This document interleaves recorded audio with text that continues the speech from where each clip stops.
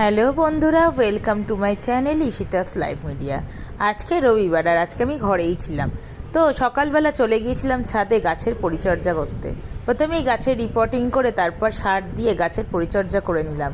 তারপর ছাদ থেকে ঘরে এসে ব্রেকফাস্ট করে নিয়ে মা অনেক দিন ধরেই বেলপানা করতে বলছিল, একটা বেল ঘরে আনা ছিল। তো ভাবলাম আজকেই করে নিই, অন্যদিন তো সময় হয় না। তাই বেলপানা করে দুপুরবেলা গরমের মধ্যেই ঠান্ডা ঠান্ডা বেলপানাটা খেতে কিন্তু বেশ লাগছিল। তারপর স্নান করে নিয়ে চলে গেলাম বিছানার চাদরগুলো পেতে দিতে। সকালবেলায় এই চাদরগুলো কিন্তু ধুয়ে দিয়েছিলাম। বালিশের ওয়ার পরিয়ে নিয়ে বিছানার চাদরগুলো পেতে নিয়ে তারপর চাদর পাতা হয়ে গেলে তারপর মুখে একটু ক্রিম মেখে নিয়ে ভেসলিন মেখে নিয়ে চুলটা ঠিকঠাক করে চলে গেলাম খেতে। লাঞ্চে ছিল ভাত, চিকেন আর আমের চাটনি। চাটনি আমার এমনিতেই খুব ভালো লাগে। তো যাই হোক, খাওয়া দাওয়া শুরু করলাম। খেতে খেতে বাইরের দৃশ্যটাও কিন্তু দেখতে বেশ ভালো লাগছিল, মেঘলা ওয়েদার। তারপরে কিছুক্ষণ পরে কিন্তু ঝিরিঝিরি বৃষ্টি হতে আরম্ভ করলো।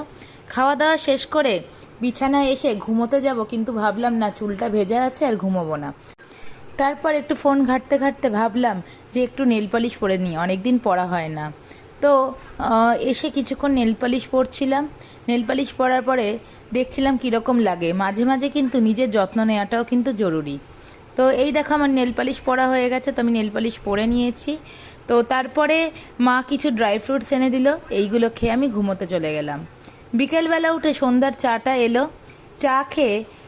সন্ধেবেলা চা খেয়ে গল্প করতে করতে কিন্তু আজকের দিনটা কিন্তু আমি শেষ করলাম।